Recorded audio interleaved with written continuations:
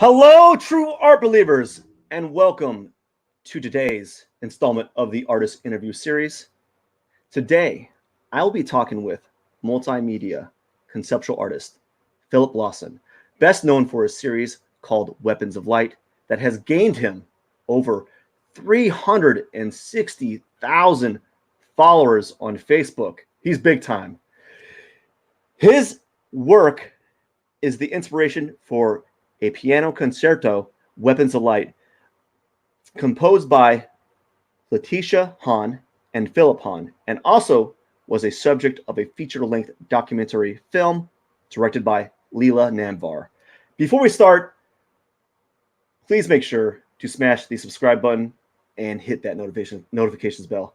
Thank you and enjoy the conversation. Look forward to talking to Philip. Let's begin.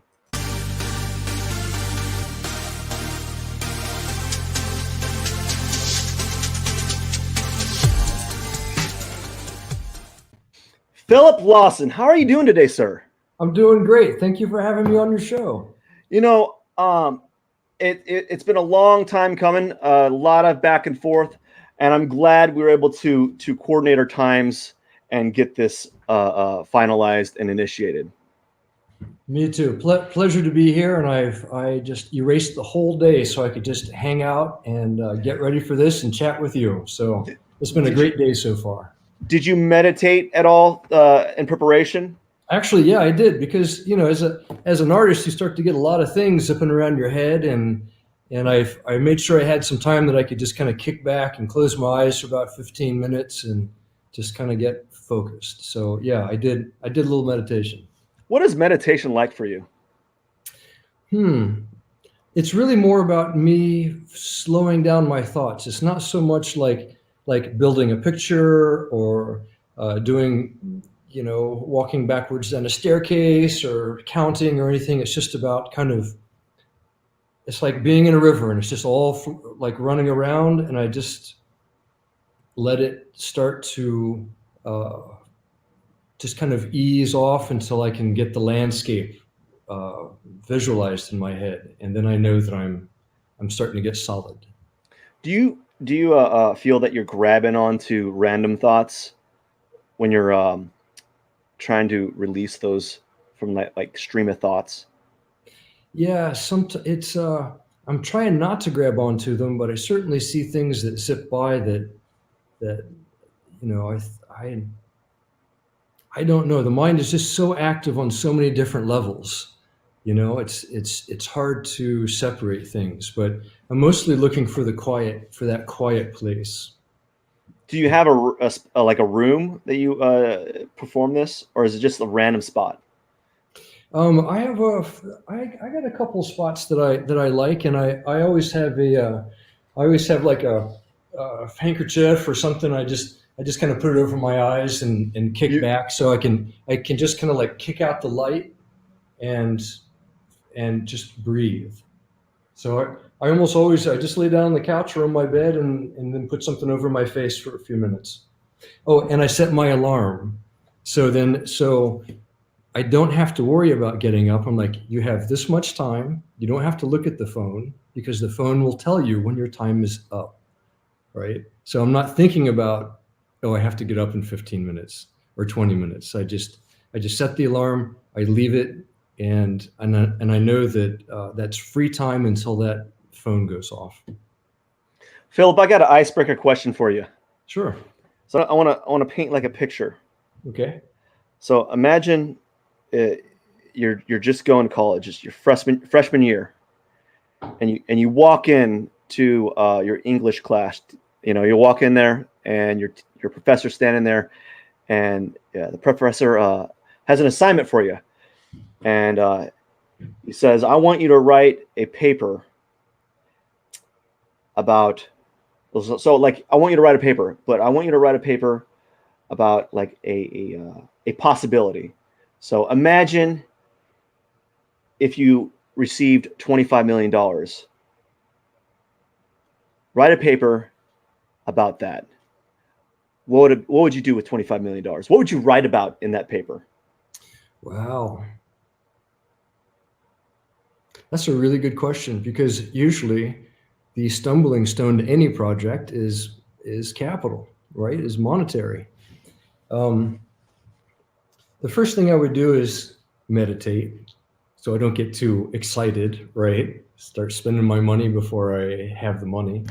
I don't know. I have a couple charities that I work with. I think the first thing that I would do is try to set up something to make sure that they could continue to get consistent funding for a long period of time, maybe even after I've gone, because you could do that with $25 million, right? Like a trust fund or something? Something that... Yeah, maybe some kind of fund. I work with a lady who has an orphanage, so there's always kids coming in and out, and they kind of need staple food, and I would want to make sure that they'd be okay even after I was not a partner with my friend Sarah. The next thing I would do is, gosh, I don't know. I've learned to work in a lot of different spaces. I've had a lot of studios. Usually the first thing I'm thinking about, whether I'm working or not working, or wherever I live or don't live, or whatever, I always make sure I have a place to work, and I can pretty much work anywhere. I've worked in a lot of warehouses. I've worked in places with no water. When I first started making these weapons of light, I had no running water. I had to walk down to the docks and get water in a bucket. So I can work about anywhere, but I would probably think about improving my studio, and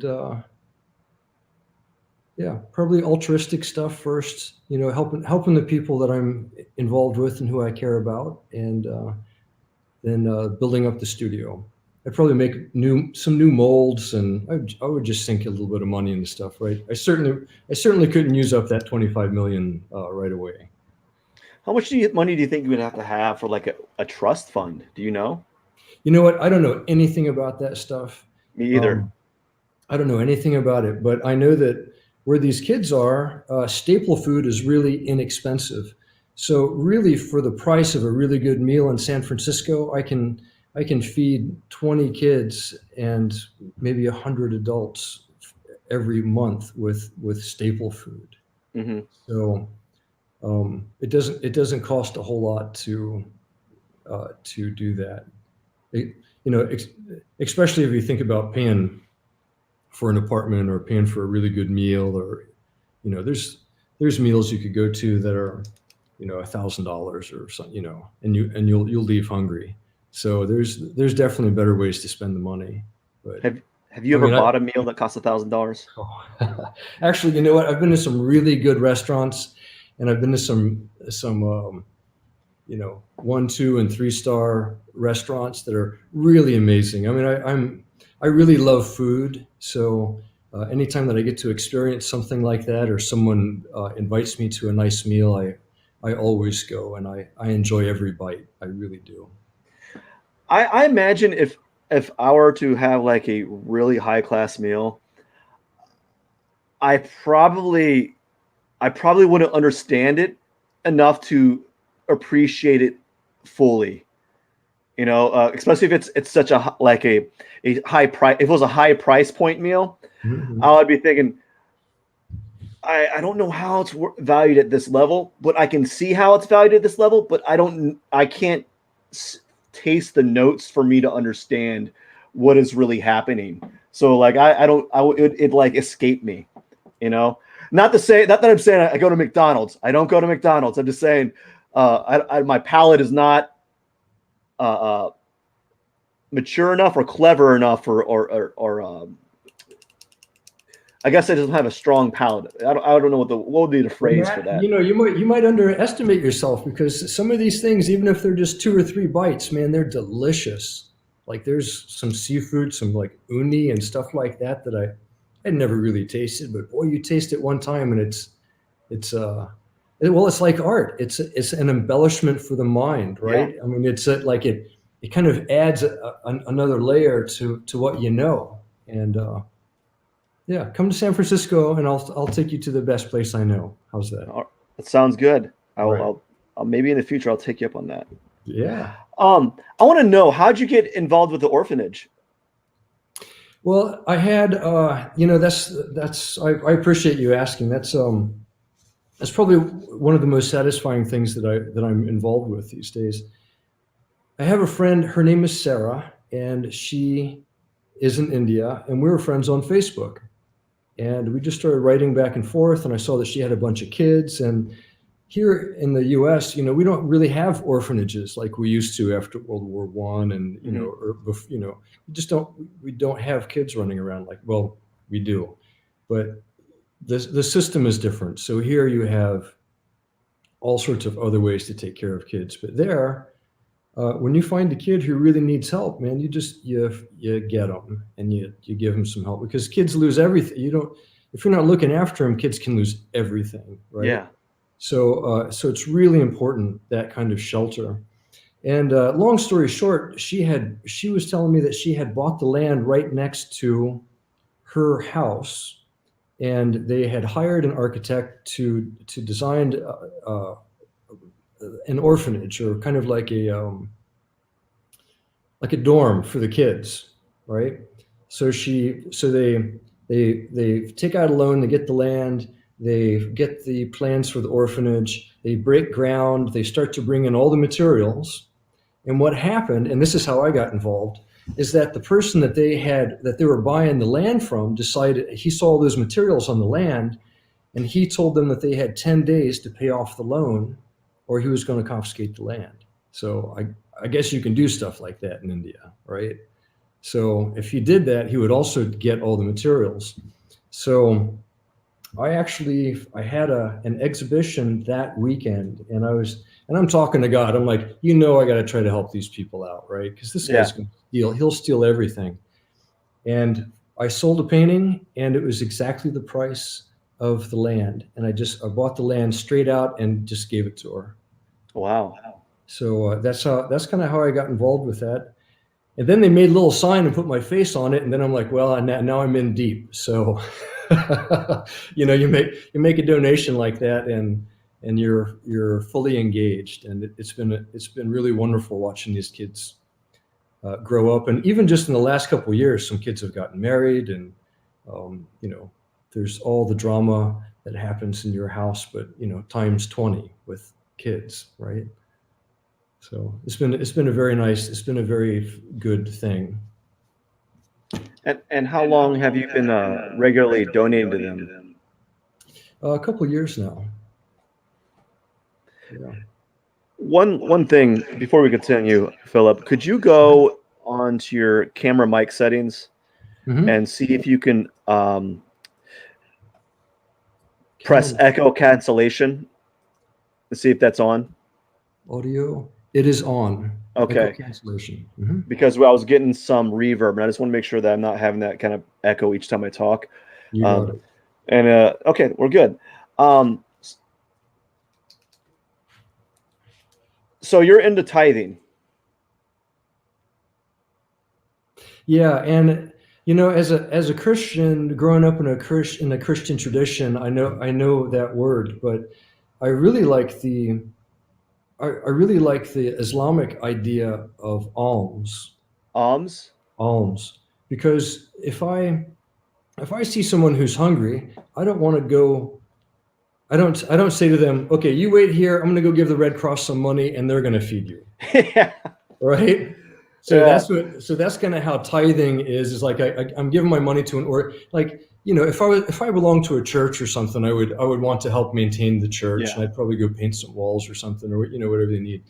But I think that it's our response. I think it's our privilege. It's a great privilege to be able to help people, because there's been times when a couple of $100 would have saved my butt, right? And it just wasn't there. So um, if I can relieve suffering in any way, it's really a privilege for me to be able to do that. And I don't know if I'll be able to do that forever, and maybe I won't. But as long as I can, I'll I'll certainly relieve suffering, especially if it means hunger or sickness that could be avoided with just a little bit of help. It's the right thing to do. You know.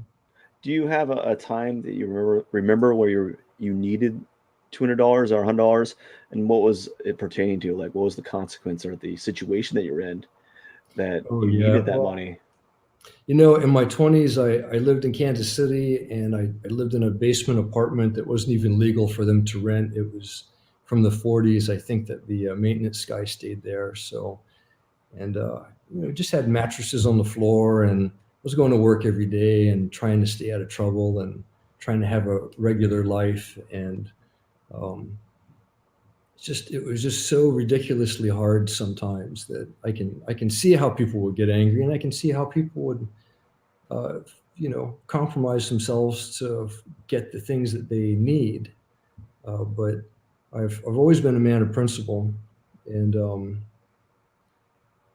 yeah, and sometimes I would just flat run out of money. I mean, you might need to, like, I've had to fix a car, or um, I played music for a couple years, and on a Wednesday night, we played out at this place called The Shadow in Kansas City, and took all the equipment back to the place where we rehearsed, which was in a crummy part of town because that's where we lived. And that next morning on my way to work, I went home. I slept a couple hours. I'm like, oh, I want to grab something from the studio, and I swung by, and everything was gone. So between 3 a.m. and 7 a.m., they stole every bit of equipment that we had. And just like a power head, like a speaker with 6 channels, that's about Yeah. $300. And that's kind of the heart of the whole thing. And I just didn't have enough money to even buy the head again. And then you had to start adding speakers. So all of that work and those years of playing music and putting together that system just evaporated in a matter of a couple of hours. It was heartbreaking, but it was a good lesson. It was fine.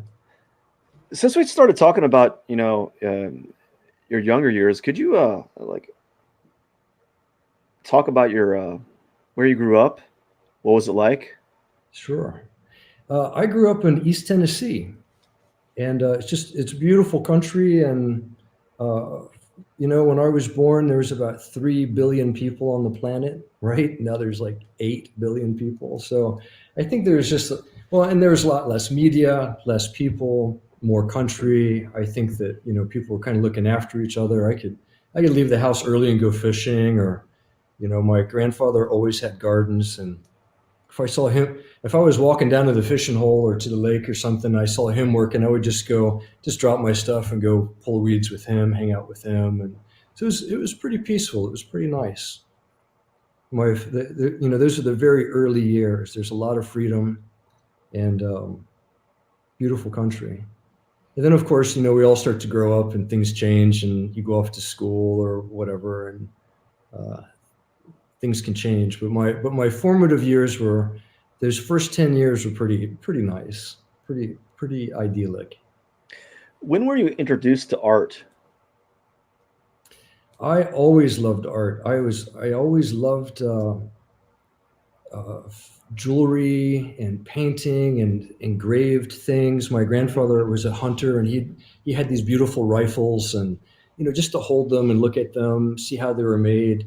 My mother's people were jewelers, and so there's always interesting old stuff, and I learned to you know tell diamonds apart and stuff. As I got older, because I saw so many like older things when we go visit her side of the family.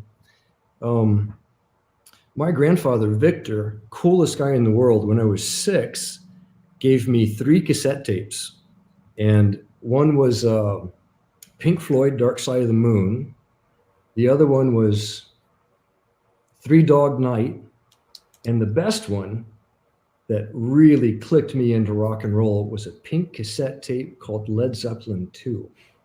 So I'm 6 years old, and I got my little tape deck on my handlebars of my bike, going around the neighborhood singing "I Want a Whole Lot of Love."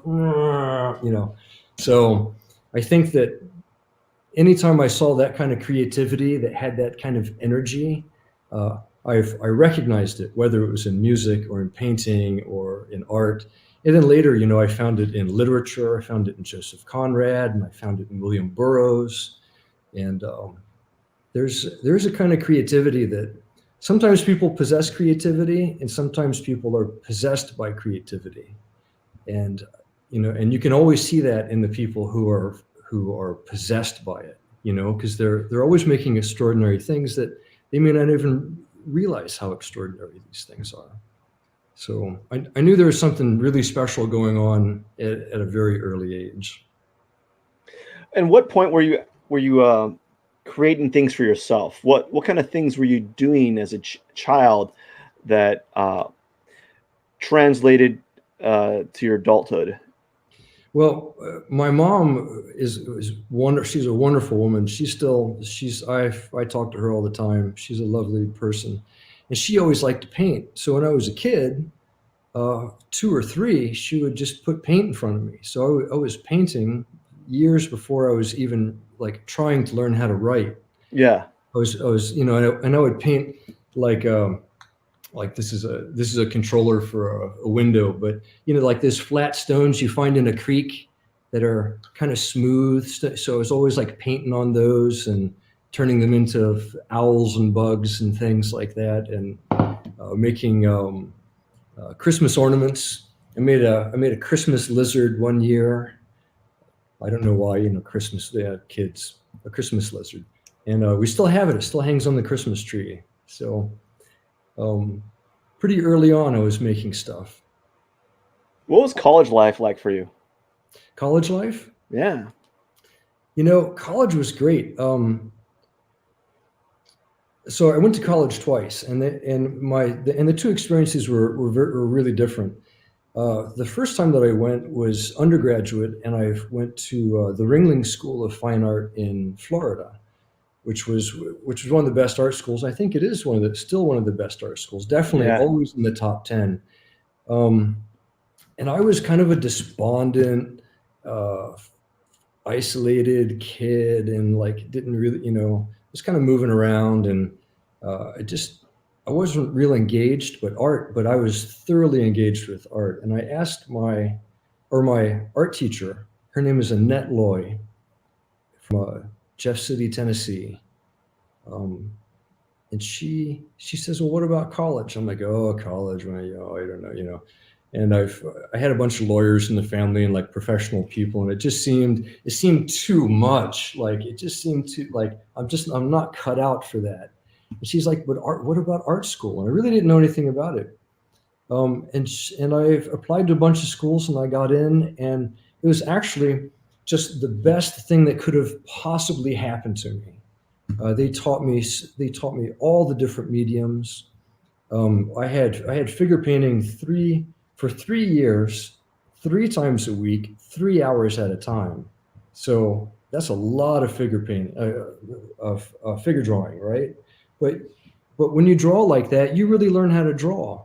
So they gave me so many tools that I could use all through my life, because now if I'm inspired to do something, I don't have to figure out how to do it, right? Because the craft is there. Like I learned how to do these things, and I'm still not the best painter in the world or something, but I have enough tools on my belt that I can engage myself. So I think going to art school just saved my life.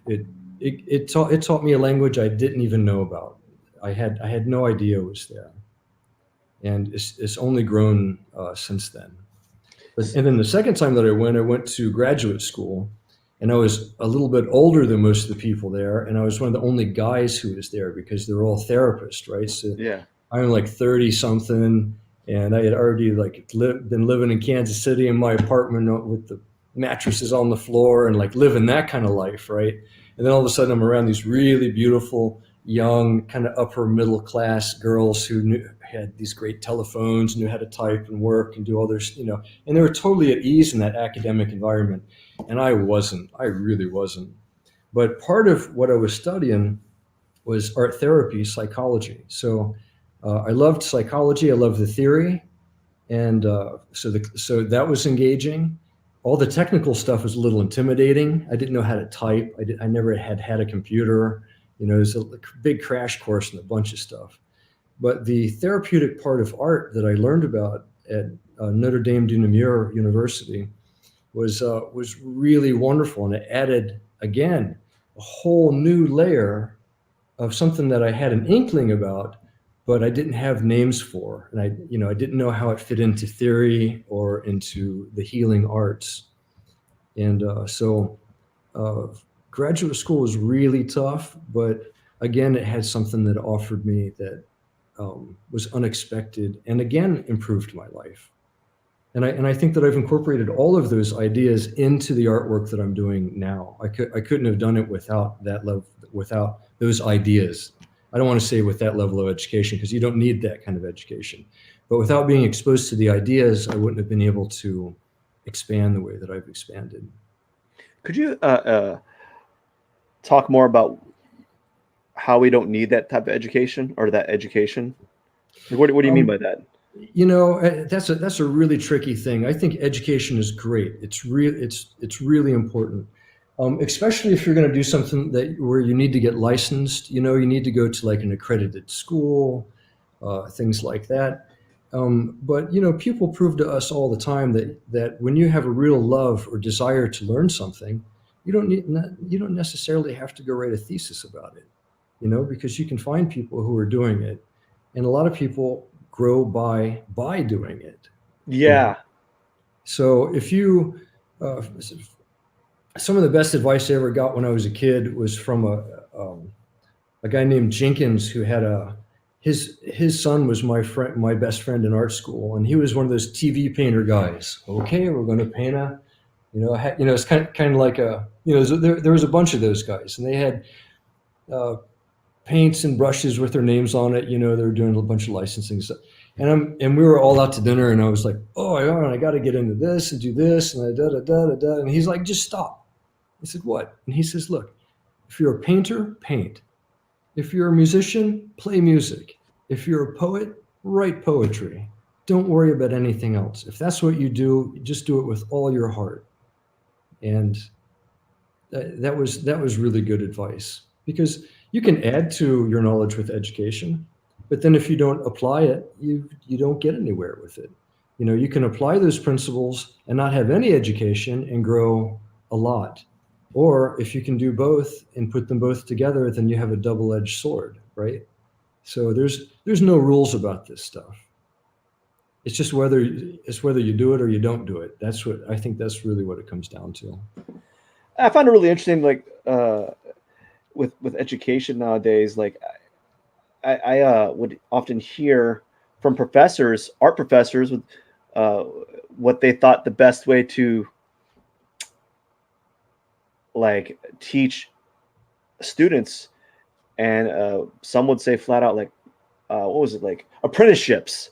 Become an apprentice of a fine artist or a working artist, and I think that's probably more, you get more experience through that than if you were to kind of just do assignments. And don't get me wrong, I also teach art, so I understand. Like I get, there's this like conundrum that I'm in, you Mhm. know, because there's some truth to both.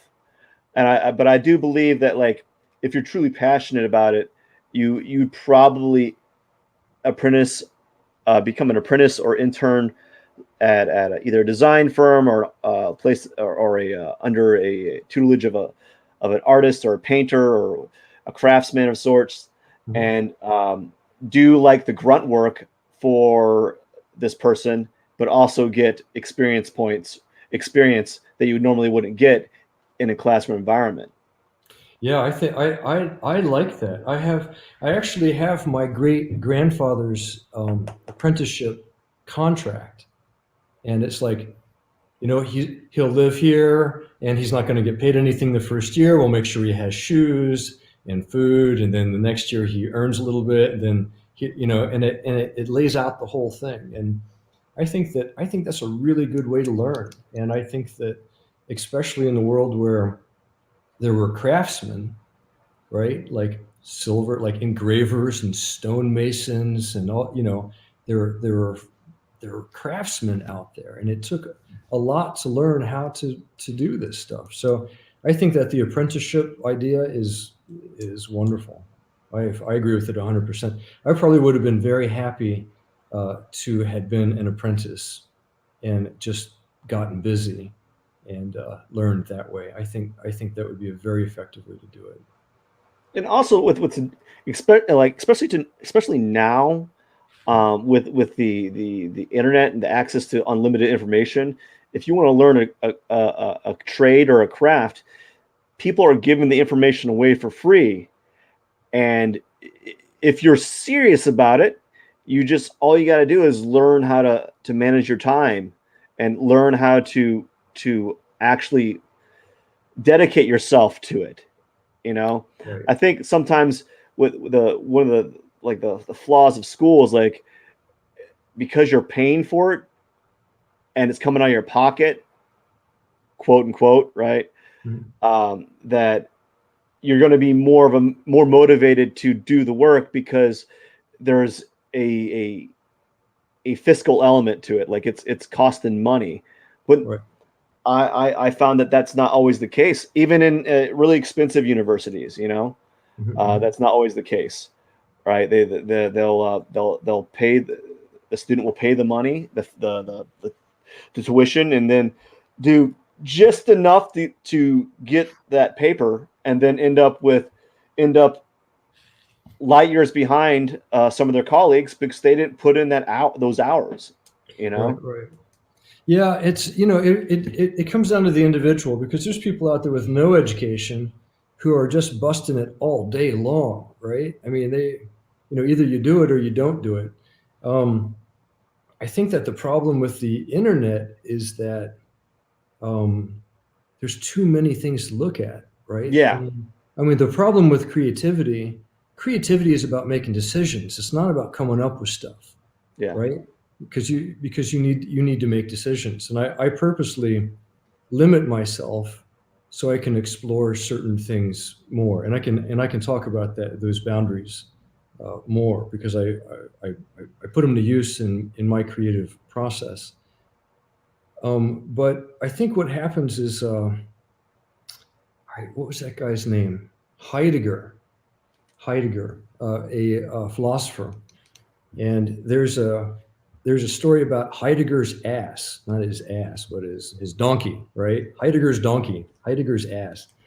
And what they did was they starved the donkey, right? Got him really hungry, blindfolded him, put him in a corral, and they put food at all the different points, all the way around, like maybe 10 different places, right? The donkey's just starving, right? So what they do is they put him right in the middle.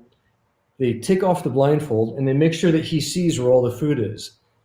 What do you think he does? Stairs circles around. He doesn't know what to do. He has too many options. He freezes Hmm. because there's too many options. He doesn't know what to do. So I think that as artists, we need to decide what we want to do and start exploring from that point, and not worry about things that are too far ahead of us or doing too many things. Right? It's I have to limit myself to get anything done. They've done studies with that where like stores would do this type of like little test where they'd have like an end cap with with 10 types of mustard, and then they'd have an end cap with 40 different types of mustard. And they were surprised to find that the end cap with 40 different types of mustard like got no sales, but the one with 10 types got all the sales. Right. And because it's when you have too many choices, it's almost easier just to not make a choice at all. And so like they found that just having less choice, you have a better probability of making a sale. What I call that thing with that analogy with the ass, is I've often stated that it's called to my students analysis paralysis. Hmm. Exactly. And what happens is I'll be going through ideas with my students, and I just give them. I'm more of an idea person because they'll talk to me about their thoughts and their process a little bit, and I'll just give like suggestions, you know.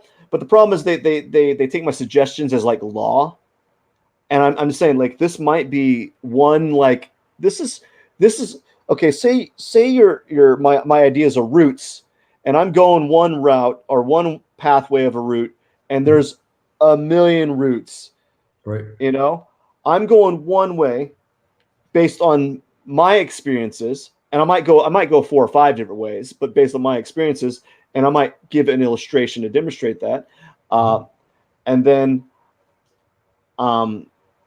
what happens is they'll ask me, "Hey, is would this be a good idea? Would this be a good idea?"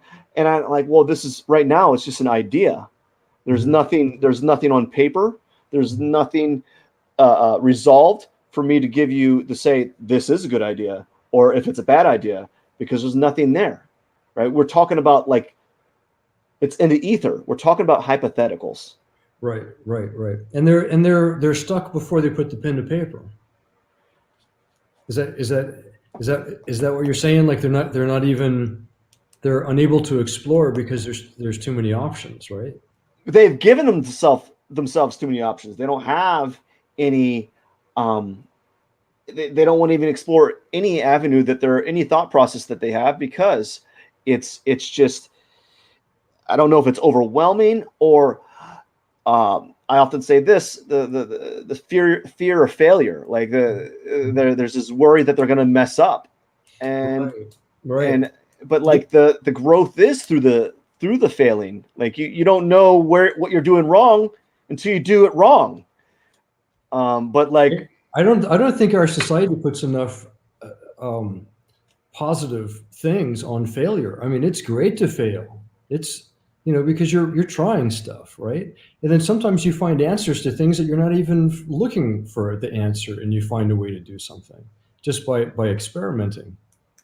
we have a few before we I, continue a little bit more. We have a few nice comments here that I want to oh state out yeah, live. So we have one that said, "I love that you got your master's degree in addition to the art school." And then the one other person said, "The first moment I saw this work, that message of peace, so forceful, struck me, especially for a country like Colombia, where war has been a constant for more than 30 years. Your art 60. is impressive." Thank you, Nursa. Thank you so much. And Angela Eads, thank you. I went to high school with Angela. So Long time ago. so keep an eye on these just in case there's any Yeah, questions I and didn't see it. feel free to reply because I know when we're talking they can be kind of put to the wayside there. Yeah, yeah. Well, I But saw private chat, but I hadn't clicked on comments, and that's where they all were. yeah, yeah. Yeah. Uh, by the way, you did bring a point. Um, you did bring up a point about that society doesn't put enough emphasis on failure. Mhm. Yeah. Well, here's the thing: is that we're all talking about. We all want a product, sell, sell, sell, right? But the creativity is not in the product. The creativity is in the process of of creating the product, right? Um, I believe that. Yeah, let me think about that for a second. We're so engaged with how we think something is going to turn out that we don't spend time, or we start taking shortcuts in the creative process, which undermines the whole idea of being innovative, right? Yes, and that you can also I want to bring up a point about like how the internet has kind of destroyed some of that creative process, where like especially on like on the Instagram social media platforms where you look at certain artwork and people admire it, right? Mhm. And they like Marvel comics and DC comics, and they love the characters so much so that they won't even develop their own characters. They'll basically do what is basically called fan art, but they'll do it so well that they make a living off it. And Right, nothing wrong with that, right? right, Like, man, you do you. I mean, the work is amazing, but like, they don't get. The problem is they also don't get the same response if they decide to do their own characters or their own work because it doesn't relate to the masses as much, right? right. Well, you have to start somewhere, right? I Yeah. mean, like I used to love music. Um, a band like U2, right? They were so bad that they couldn't do any covers because they couldn't play covers, right? But their sound was so unique that and they loved working. So the more that they wrote music, they became what everyone wanted to copy, right? Because they created this great unique pop sound. You know, those guitars, that vocal. So thank God that they couldn't do covers because it would have been another wedding band or something, right? Were they really So that bad? yeah, yes, I've read that a couple. I mean, it's hard to know that now, right? But I've totally read that a couple times. So you know, just you do what you love, you know, like with the weapons thing. I just got uh, hypnotized by the idea. I read something. I was my I had a girl. Yeah. Anyway, a bunch of there's so many stories, but I was around a lot of soldiers, and I was always interested in religion. And I read somewhere about in the Bible about um, creating new weapons of light. They were saying, you know, the night's over, put away your cloak of darkness, and pick up your new weapons of light. And I just got so hypnotized by that idea that that's why I spent the next couple of years trying to figure out how to how to do that. So that was a weird jump. What were we just talking about? And I'll tie it back to that. I Um, think that's a good segue. okay, okay, good. That's a good segue. But let's let's talk about that. But I'm really interested in talking about your limits and guidelines and system, and maybe that ties into your weapons of light. Hmm, You okay. know, um, so how did that begin? After you read that excerpt, how did that begin? What'd you do then? Well, you know, I'm watching the news. That was a time when I was trying to be the straight man and like do, you know, be like the regular guy and go to work and trying not to make so much art because it was, you know, I don't know, every couple of years I try to do something else, but I've since given up doing that. And there's a lot of conflict and there's a lot of radicalization that was going on, and I understood how people could get there, and I really I got interested in reason. I got interested in virtue, right?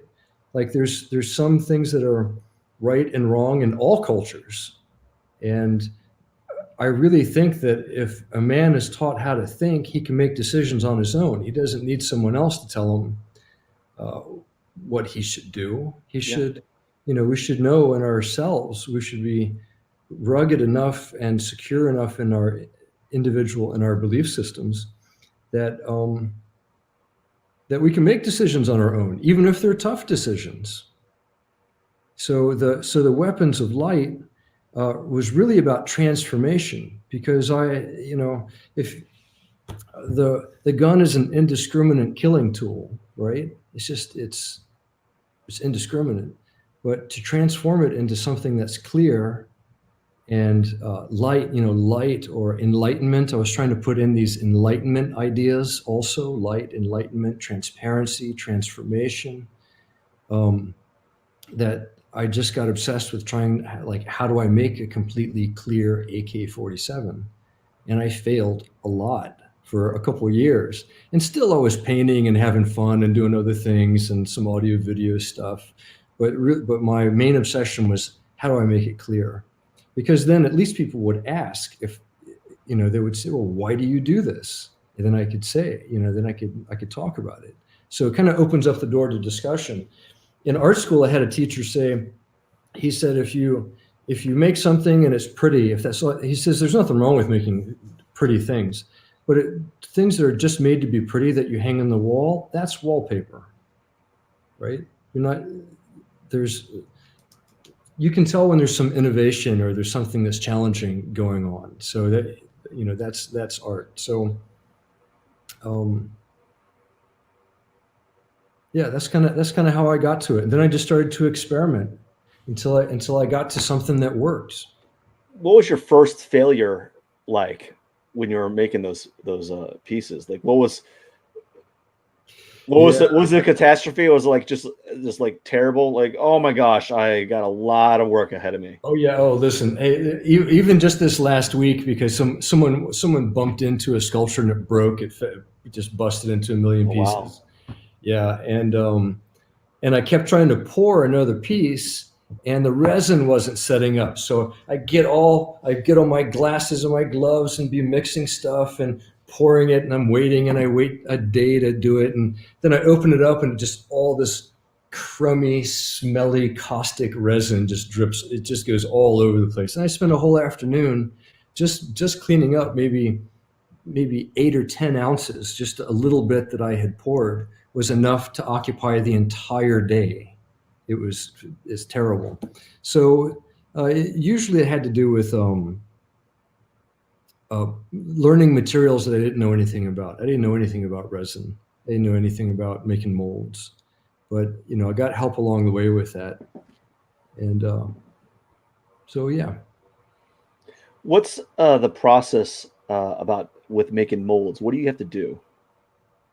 Well, I look at making molds as like doing taxes, right? I can do them, but I'd rather someone who's a professional do it. So I've made a bunch of molds myself, but I eventually went to a master mold maker, and he would use wood and uh, platinum silicone. And I gave him the rifle, and we tore it apart, and he cast each piece of the rifle, and then made the mold with platinum silicone because he knew that resin uh, likes the likes that material, because if you use the wrong material and you pour the material into it, and the material that you're using doesn't like what the mold is made out of, you'll never get a good piece.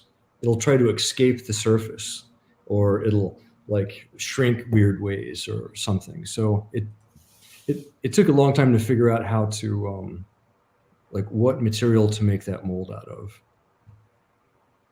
And when you did your first epoxy a resin piece, Mhm. did it assemble at all, or was it just trash the first time? Actually, it was good. It was I think I gave the very first one to my dad. Um, it turned out all right. I had other times when I used too much of the activator, and it gets too hot. It starts to ruin your molds. I've not used enough activator, and it's leaked all over the place. But I think that the first couple ones I made were good, and it was just such a miracle to like pop open that mold. You mix up all this stuff, and it smells bad, and it's sticky, and it's messy, and you have to wear a respirator and all that business. And then a day or two later, you pop open a mold, and a perfect piece pops out. It was just so thrilling. I couldn't wait to just pour more molds. So I had whole racks of pieces of the rifle. Can I show you one of these? Yeah. Let me show this to you. So this is the AK-47, and what I would do is all the pieces that are wood is called furniture, Okay. right? So I would get all the furniture, and I would make a mold with just those pieces, so I could pour those with a slightly different color. With this piece in particular, it was all poured with the same color. So 1, 2, 3, 4, 5, 6, only about 6 parts. The first weapon I did was SKS assault rifle, and I did those were 12 pieces. It was a lot. It was a lot of work. So I simplified with the AK. But basically, I make the pieces, and then let me see.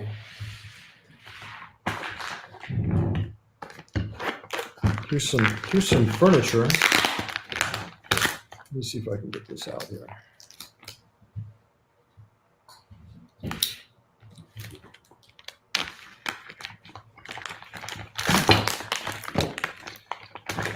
So like this would go over the gas cylinder. Here's a piece.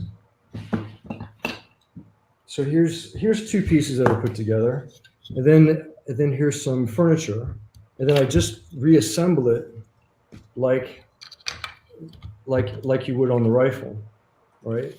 Mm-hmm.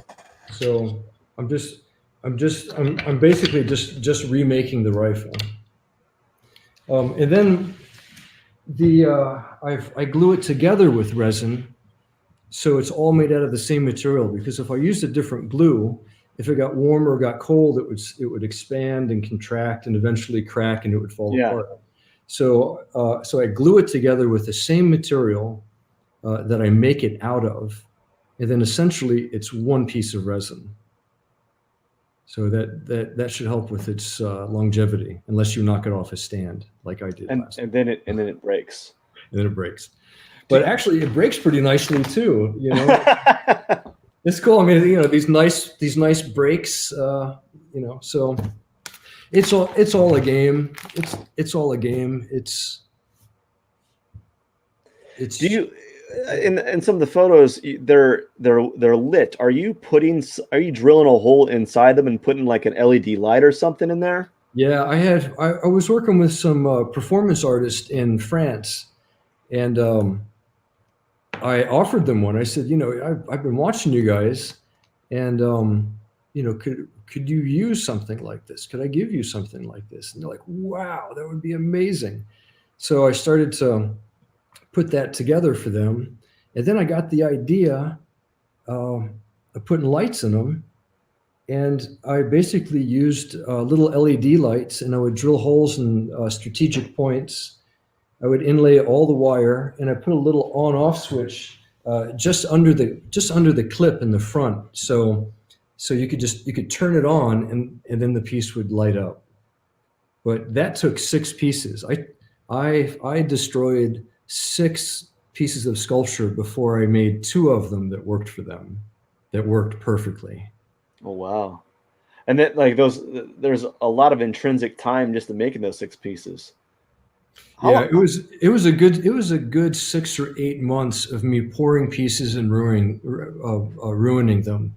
But I tell you what, once those things lit up, they transferred to film so beautifully that you know, it was totally worth 6 months of failure to get those shots and for it to come out the way that it did. It came out better than I thought that it would. So is there a way to make like a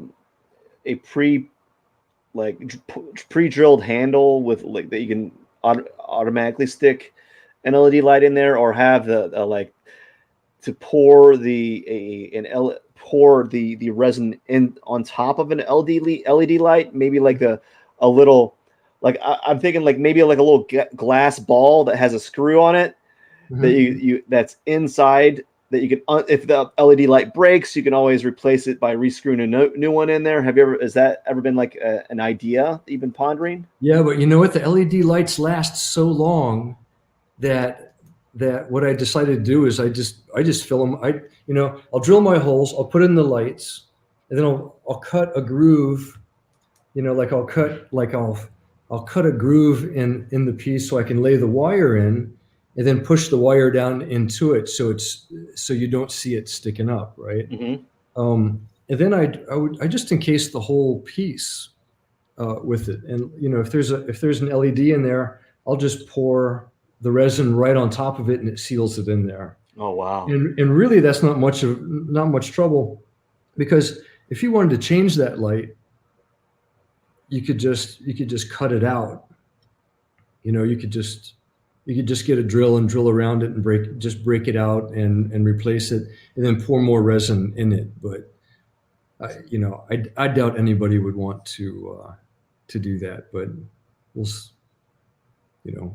It could be done. You could replace a light if you needed to. And how long does it take to do one from beginning to end? 40 or 50 hours, because you gotta pour it. I kind of plan out the colors, and then they sit around, and then they have to dry and get solid, and then I have to. There's usually a lot of sanding. You can sand resin. You can't sand plastic, but you can sand resin, and so there's a lot of sanding and a lot of preparation that goes into putting the pieces together. And then I have special racks that I've made that hold the pieces together, so I can work on them right side up or upside down. So I'll work on one side, and then I'll put them in another rack and flip them around, and then work on the other side.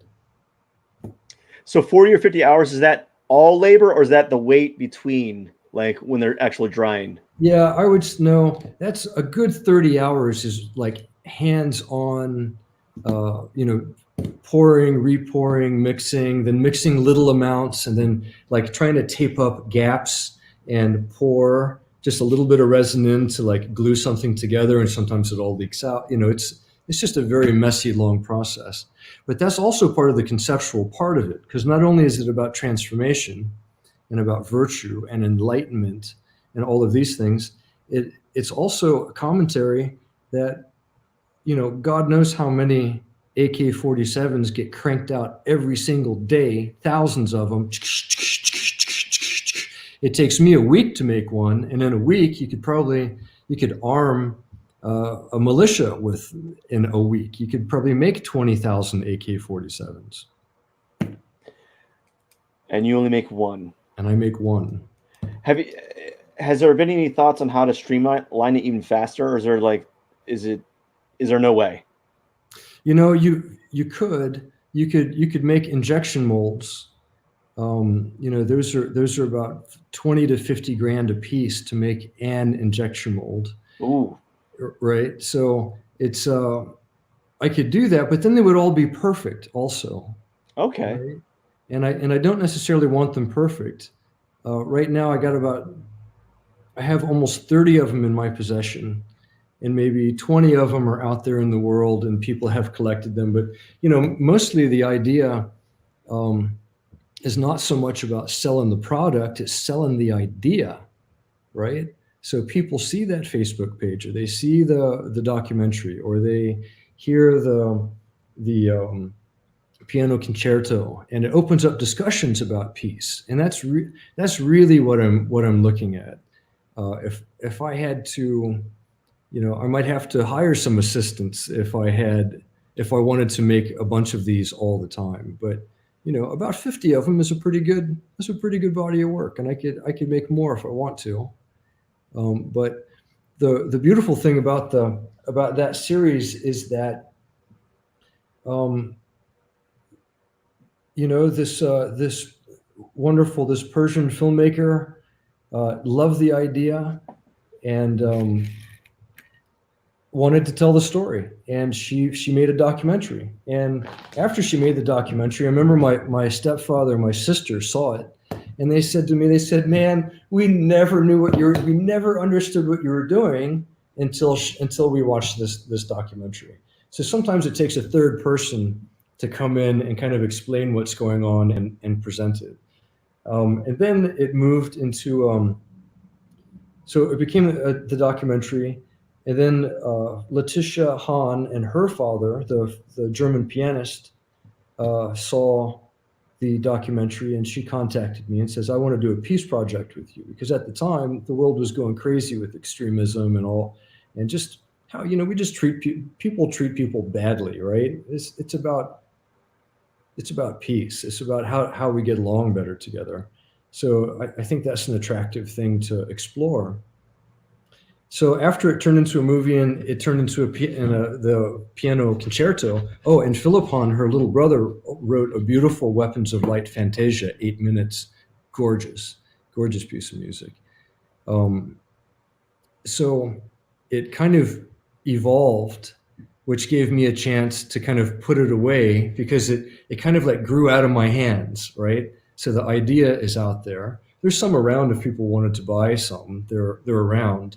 But the real art was the idea. And once that kind of escaped and got out into the world, then That was exactly what I was wanting to do with it. And then I clicked back into painting. How does it become a message of peace to the average Joe? Like, because as in your documentary, it's a symbol, right? But like, how does it represent peace to an average person? Like, because an average person might not see it that way, you know? Right. Right. Well, which is good. Which is good because if I was talking about peace, and I was just painting peace signs and flowers, nobody would care. Right. Yeah. So you give people something that is challenging, and they're like, but why? Why do you do it? All right. And then you get a chance to talk about it. So To create a dialogue, exactly. to start a conversation. So that's how you're initiating this peace initiative. Exactly. Exactly.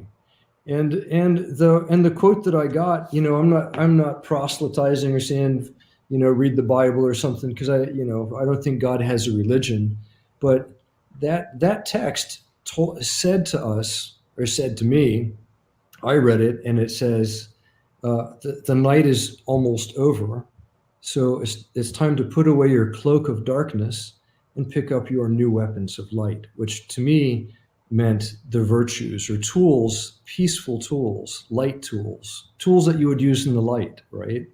So as we evolve, there's a whole lot of tools that we can use for peaceful resolutions to a whole lot of problems.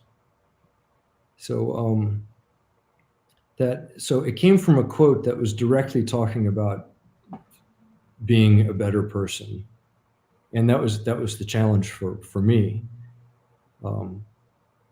So What became an obsession. Yeah. what makes what are some virtues or qualities do you believe make people better?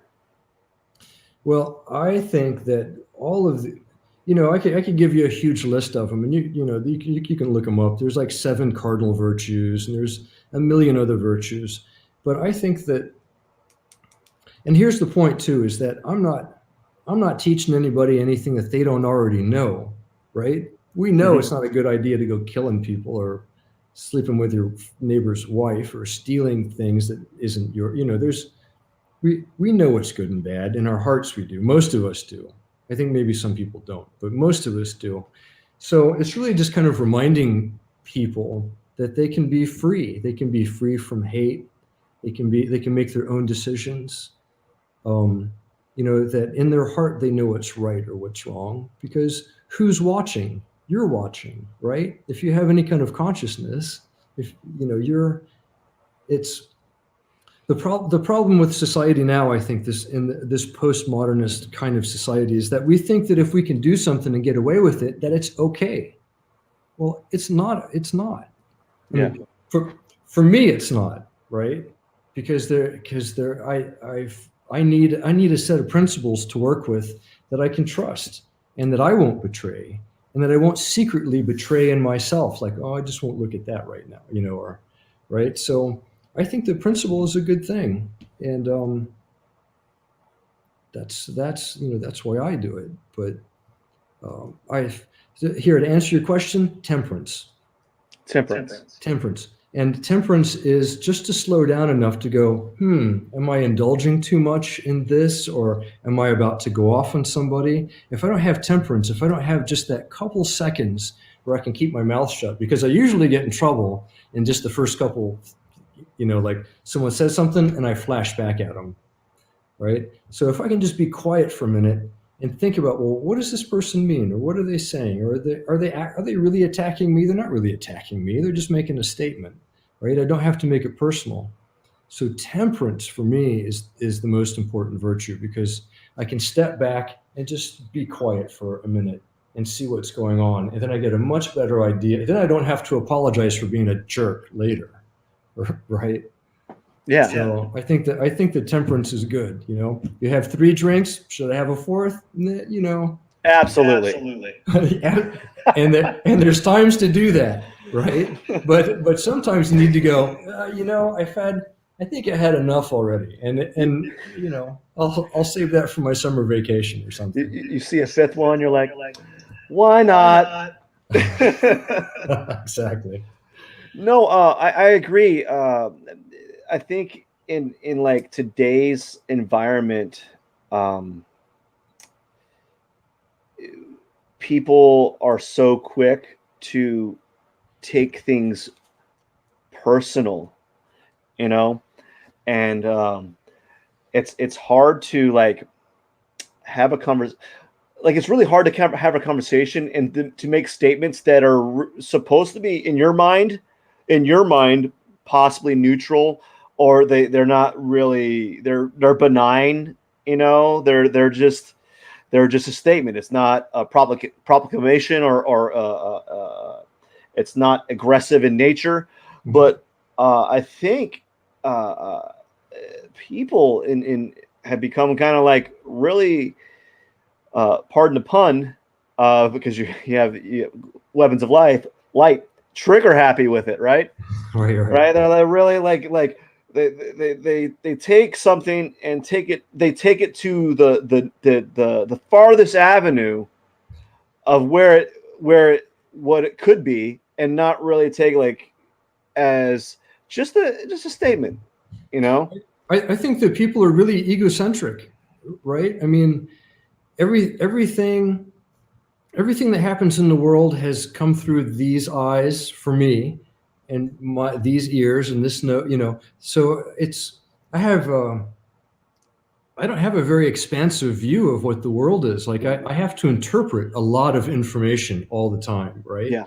So usually when there's missing information, you turn to yourself. You turn to yourself, right?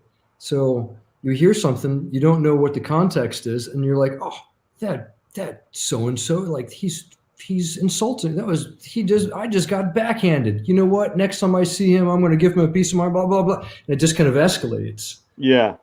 right? But it comes from not having enough temperance, I guess, right? I mean, it's easy to get into arguments, and then these days with all this stuff that's going on, everyone, you know, can't make me do this, and you can't make me do that. You know, it's everyone kind of wants to be the hero too. Everyone kind of wants to be the activist, right? Yeah. They want to be the one to point out. It's like bad news, right? You hear someone has passed away or did something bad or did you know, oh, Matt, I have to tell you, did you hear that so and so did, you know, like everyone likes to kind of do this sensationalism kind of thing, right? So it's easy for people just to automatically think that it's all about them, but usually it's not, right?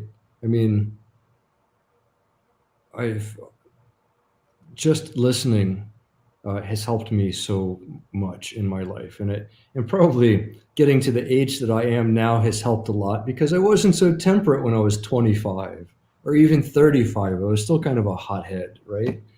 But yeah, most of the trouble that I have and most of my fears are custom made. They're things I've made up in my head. They never come to fruition, and they're never a problem. They're things that I've created. That's how I look at it. Talk to me about your limits or your guidelines or your system. I wrote down some notes here referring to you have to have uh, some limits put in place to avoid yourself from kind of wandering creatively. And I wrote a little note here. I was like, is Philip thinking about a guide, writing, talking about a guideline, or is it a system? Because I liken it. To me, it sounds like a system. Like I like to have like checks and balances, or like certain like things that I do that help me organize the day. So like a habit or a system. What is that for you? Like what are you doing? Yeah, you're exactly right. You made a very good observation. It's about the system. I find that art is an extension of philosophy, right? There are things that I do and things that I don't do. Like the if you see, where should I go with this? So I like to limit myself with the um, here. I guess this is a segue into the three-dimensional paintings. Okay.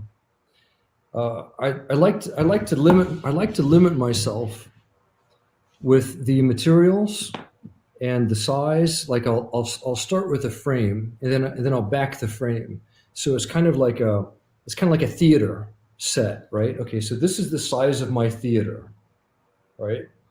Um, I draw everything by hand and then cut them out by hand, and you get, like here's a piece that hasn't been. It's just plywood, right?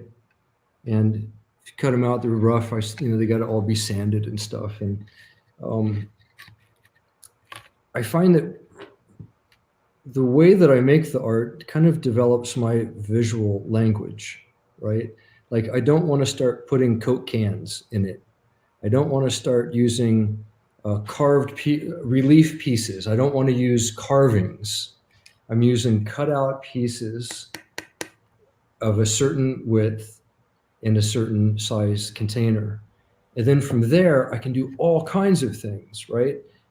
But if I started like doing things falling out of the canvas or people reaching out of it or reaching over to another one, or, if they're putting them in sideways or something, then it kind of destroys the continuity of the series. So by limiting myself and creating large series of work, people can more quickly understand the visual language and the ideas that I'm trying to put into the piece, right? So the limitation is good because you actually never run out of things. If you got 1,000 people and you said, all right, all of you are going to do primarily a blue painting, 2 by 3 feet of a house with a tree, right? Not one of them is going to be the same. You could designate the size, you could designate the color, you could designate the subject. Not one of them is going to be remotely the same. They're all going to be done differently, and I think that's very interesting. So by limiting myself and working in large series, I hope that people find more in it that they can relate to personally because they're learning my visual language, right? So What's a large series to you? Like, how many pieces is that? well, like the weapons pretty much were 4 years, almost 5 years of me making them, but I was still painting. I mean, there's hundreds of paintings that were done during that time also, and photo pieces. Right now I have these paintings that we were talking about before, the three-dimensional pieces. I bought 70 frames all in one shot. So my goal is to fill up all of those frames before I have a big exhibition. So it's pretty random. There's no rules to how big a large series is. You could do one series your entire life, right? Mm-hmm. You could do a series of 10 bronzes or 100 bronzes or 1,000, right? So a large series would be a series where I think that I could examine the possibilities of what I can do within those bounds. That would probably be my answer to that. I met a guy. This is a good story. I met a guy I won't even say where, but he's kind of a famous painter, and he sells his paintings a lot. What's that? Just kind of. Just kind of. I mean, the guy's making a living selling paintings, right? So I go to his house because his brother had bought a whole bunch of paint or something, gave it to him, and it's not the kind of paint he likes, but shit, I'll use any kind of paint. I'm ready to go, right? I painted with house paint for a long time, and I go over and he's like, yeah, and I think maybe he was just being a little bit of a show off or something, but he's like, I've been doing the same painting for 30 years, right? And I'm like, oh my God. And and he's selling them. But it's kind of the same brush stroke. It's kind of the same colors. Yeah. And I'm thinking to myself, man, you could sell insurance, or you could do a startup, or you could do, if you make one product for 30 years, you could, it wouldn't be paintings I'd be making. I'd be making a fortune doing something else, right? But people want to see innovation. That's what people want to see. And I want to feel like I'm being innovative and that I'm growing and that I'm exploring, right? Because I'm an explorer. Yeah. I'm not making product. I'm not making widgets. I'm exploring what creativity is and what it does in my life. So at that point, I decided to do a series, and this is how I came up with the three-dimensional pieces. Was I decided to paint in secret for 1 year and paint every day and not show anybody anything, because then I don't have to worry about people judging it or saying it doesn't look like this or it doesn't fit in with that, or I don't. So I knew that there was going to be zero commentary about Yeah. it, and I worked for 1 year, and it went a little longer than a year, but I had made some signs with wood like this, and they were in my studio, and I was like, oh, the answer was right in front of me, but I had to fill up a storage locker full of paintings before I figured out what the next step was, which was to actually break out of the two-dimensional painting. I love chiaroscuro, I love form, I love shape, extreme light and dark, and the answer for me was to pop the image right out of the painting, and that's what I've been working on here, and I got about 50 more frames to go. So I got before I ask this next question, there's a few more questions here. I don't know if you fully answered the first one, but when was the exact age that you discovered your love for art? Like, how early? Was it literally like when you first were conscious and aware? yeah, I just loved painting. At 2 or 3, I loved how paint smelled and what it did, and I just loved it. And another one is, how do you know when your art piece is completed? When It your art or your paintings is completed? it will tell me. It will tell you. Yeah, I mean it's done. I'll get to a point. I'm like, oh yeah, that's done. It's done, and then I'll just leave it and go to another one. And if it's not done, it'll speak to me. Like maybe there's one more thing that needs to be done, but I don't. I would rather do 30 paintings than spend, you know, 30 days working on what. Oh no, that's not true. I would, I would rather do more paintings than just keep working with the same painting all the time. Hmm. Right. So at a certain point, it gets done, and I put it away, and then I get to the next one, and I tend to grow more that way by just starting a new one with the same parameters and see if I can't do something better than the last one. Do you find that if you had like any reservations about the previous one, you just kind of forget about it because like, oh, I don't like how this is going, but you know what? I'm done with it. I want to start a new one, and then you start another one, and you're like, well, technically, I technically have more. I can do more work on this, but I'm working on this, Mhm. and that's just going to stay how it is. Yeah, it's very rare that I go back and I touch anything. Usually, when I make the decision to glue it together and hang it up or do whatever I'm doing, then I date it and I sign it and I leave it because it's from that place in history. It's that point in time in history that it's I make the effort to connect the timeless with time, right? So when I'm making a painting, I feel like I'm engaging eternity, right? And it's Yeah. connected to the time, it's tethered to the time when I made it. So I would never take one of my paintings from 1990 or whatever and start working on it again because it's sacred. That's like it's done, right? Something I did last week, I might be like, yeah, maybe I should put like a blue wash on that. It's never like a big extensive thing where I'm tearing something apart and trying to remake it. But if I see like one elegant thing or like there's one more thing I can do, I'll go ahead and do it. if it's not too far off the workbench. If it's something I did last year or 3 years ago or 10 years ago, I just never touch it because it becomes sacred. It's done. That's how I feel about it. And also the signing and dating is almost like a subconscious way of like it's like you're sealing it, you know. It's Exactly. it's like a way it's like a way of stating this piece is done, you know. I find that I do that, and on a subconscious level, it it says it's like means that I'm no longer going to work on this, even if I have I dislike it or I don't like the color or I have some reservation on it or I see things that I can Right. correct on it, you know, because Right. there's always something you can do. I'm like, oh, maybe I do this, maybe I do that, and you just keep fiddling with it, and pretty soon you just got to say, you know what, got to do another one. You know, I'm not. It's not really the actions that I'm doing on this piece isn't really making the piece better. It's just like more, you know, or Right. whatever that more may be. It's just more of that thing that you're doing to that piece, and it may or may not improve it, right?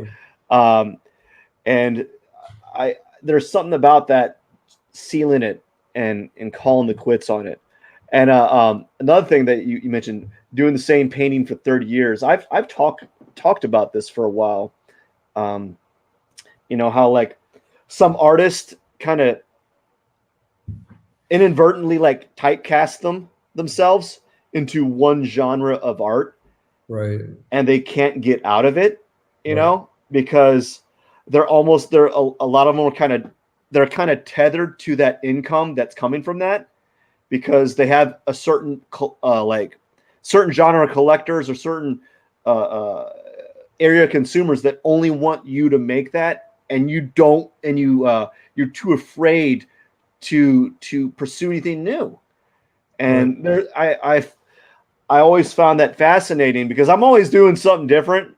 Like I've done there's the only thing that's been very consistent with my work, or at least up until now, has been like food and bodybuilding. Mhm. But before, but but that has been like a small window of my work, and I never like stuck to it. I always did other things, but I always found it very fascinating to artists that got stuck in that position where they can't move. And I wish they would. I wish they would because I've heard statements where artists were saying, I'm just tired of painting this," and then and then I heard their friends say, "Are you kidding me? You got an ATM machine here, you Right. know, basically, right?" And Right. I was like, "What? I can't. It's just it's I'm done." But they keep doing it anyways, and Right. they kind of hold that feeling inside, and they don't Right. really do anything different, Well, and you there's know. there's artists who do that. Like there's I won't even mention his name, but the guy who paints the light stuff. Like that, I'm not talking about Van Gogh. I'm talking about the contemporary guy who actually I think just passed away. But yeah, I mean it gets like it gets contrite or something, and it's not creative. We're not. People want to see innovation. I want to see innovation, right? I don't.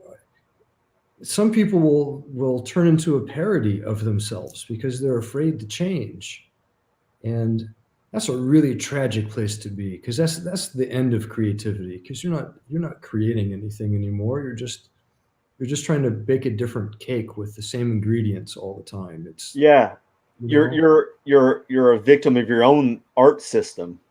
exactly, and that's why I quit. That's why I closed the door to my studio for a year and a half and just painted in secret because I'm like, okay, I'm gonna transform. I don't know how long it's going to take, but um, I need to find a new way to paint. And uh, I was really glad when the Weapons of Light thing is that's a closed series. It's done. There's no I'm not making anymore. I don't know if I want to do something special or something really special came around. I'd pull out the molds and I might make another one. But basically after it got kind of taken out of my hands and it turned into a movie and it turned into a couple, the concerto, it turned into something different. I was so pleased to let it go. and to jump onto something new, because I would hate to be known just for that one thing. It's a fun, I did what I wanted to with it. I'm really proud of that series, but I'm so glad to get on to something completely new and different. We have another guest question. What happens when you go back to a certain media slash material? Do you feel your relationship with that material has changed through your work with other materials? Hmm. There's like when you like if you were to go back to doing resin work, but not in the same manner, would your feeling or relationship with it change, or would it still have that? Would it be kind of like subconsciously tethered to your Weapons of Light series? Well, I think that's a really good question, because it's so especially material like resin hits you on so many different levels. The color, the smell, the consistency. These are all things that we don't soon forget. Same thing with oil paint, or um, I don't know. I think that's who asked that. That's a really good question. Uh, I of course remember the material. Here, wait, let me read it. When you go back to a certain media material, what happens when you go back to a certain material?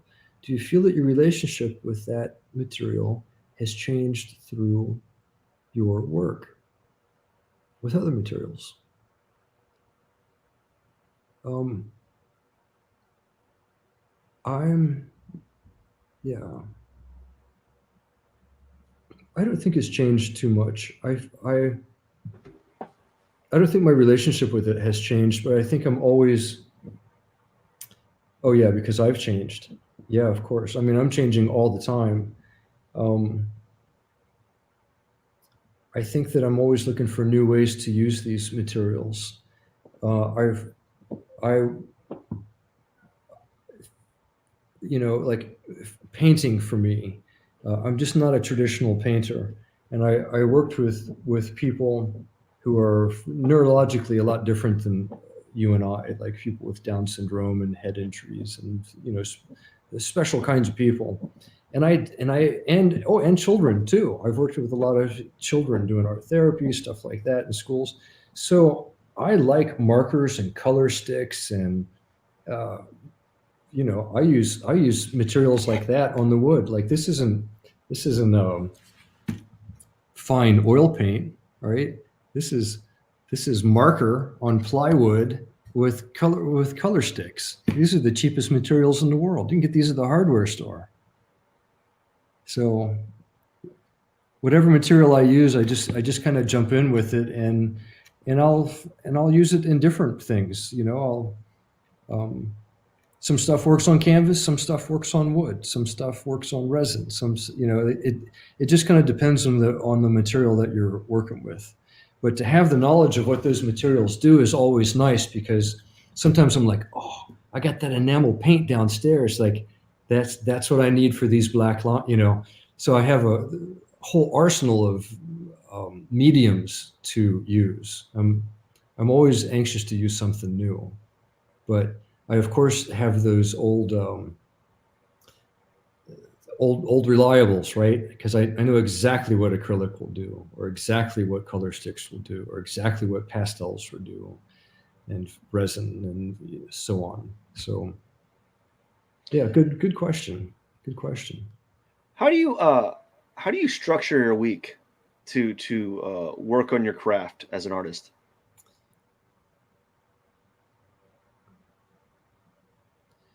Uh, yeah, this person has also made another good point. We'll come right back to that. Um, I I like Picasso. Picasso says, he says, when inspiration finds me, she'll find me working, and that I like that, because I don't wait to get inspired. I come in. Um, Sometimes I'm working on stuff. So I have really slow times when I'm not feeling very creative, uh, but I just kind of start working. I just start cleaning some brushes. I sweep the floor. Um, I have an apron that I like to use. There's certain ways that I like to kind of get into working. And I can try all day, but really, it doesn't start until the sun starts going down, and then I can put in a whole day's work. Starting at like 7 p.m. I may get up at 8 and think I'm going to do it, but really, it's the evening. I I I try to work like an art facilitator. I get everything together that I need to facilitate creativity. So it's a lot of preparation. I may spend all day drawing stuff like this that I hate and then having to cut it out, right? I could spend 10 hours cutting out a painting and really not much enjoy doing it because it's really boring work. But boy, once they're done, then my head is on fire, right? Because then I have all the pieces are all cut out and I can do anything with them. All the possibilities are there. So I know that there's a lot of labor, and when I don't really feel creative, I do the labor part. And when I'm feeling creative, hopefully I have had enough insight that I have all the materials and pieces together that I need already to create the piece that I want to create. So it's half fun and half work, but it's definitely work. I've had numerous talks about how art is it is work, and like the general public doesn't really see it as work. They have like this, I think like cartoons and movies kind of like gave off this impression that like artists were always like just having fun, and they're always like just like the painting was just like painting was like this organic, just easy thing to do that just kind of fluidly came out of your phalanges, your fingers, right? And there was no struggle whatsoever. It's just like whoosh, whoosh, whoosh, done, beautiful work. But there's a disconnect here. Like you're talking about, like I'm sanding things for hours, like like I'm literally sanding these things so that there's a nice sheen and smooth consistency to the resin, or sanding these wood planks so that there's no splinters here. This is not like the fun part of the equation here. And I don't think when people see that, except for really intuitive people, like at least the average person, really intuitive, I feel like they get it. Mm-hmm. But like someone might see that and still wonder why things cost the way they cost, or and so forth. And like, listen, there's a huge disconnect on how much like artwork can actually kind of suck sometimes. Right. It's hard. It's really difficult. I had someone ask me one time, like, I sold this painting one day and it was just a couple $100 or something. It was kind of a quick painting, and I was like, wow, I like this. And they're like, well, how long did it take you to paint that? And I was like, that's a really good question. I'm like, about 40 years. Like Yeah. it took me a long time to learn how to paint like that. I mean, that's how long it took to paint it, was 50 years or whatever, however, since I've been painting.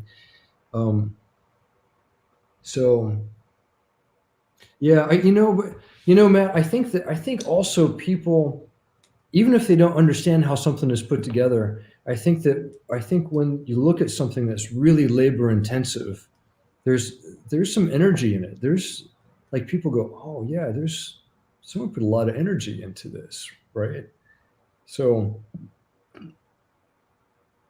and maybe on a slightly different level, I think that we don't really know much about objects, and I think that when we handle objects a lot, if we spend a lot of time with a piece of work, it has a different energy than if it got like 3D printed or something, right? It has a different feel to it. There's a different energy that comes from it. So I don't know what that is, but I really believe that that's there. And if I take shortcuts, I can see the shortcuts, and everybody else can see the shortcuts. So I don't take any shortcuts. You don't take any shortcuts. Well, of course, yeah. I mean, cleaning up, doing whatever. I mean, you're always trying to improve your skill and do things better and more efficiently. Yeah. If I'm using a certain medium and it's easier just to paint it with something else, I don't do something just because it's easier. Because it's like I said before, it's an extension of philosophy. If I've given myself a certain amount of tools to use, I want to continue to use those, right? I mean, I could cut out all these paintings with I could buy some CNC machine and just like rip stuff off the net and grab some flowers and this and that and just have them cut out laser perfect. I could do that, but you know what it would look like?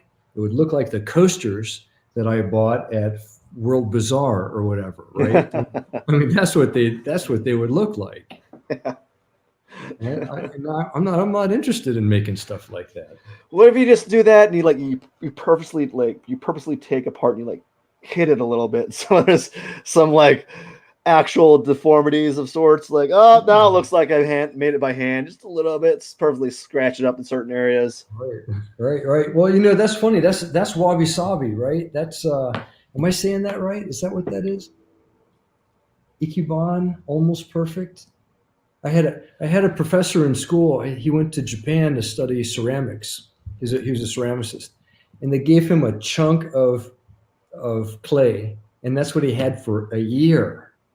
That's all he was allowed. So he would make a vessel and crush it. Make a vessel, crush it. Make a vessel, crush it. Oh wow! Right?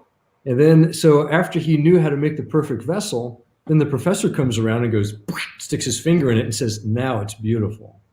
So he was. So they wanted him to know how to make the perfect vessel, but they also wanted him to see that it was the imperfection that made it stand out.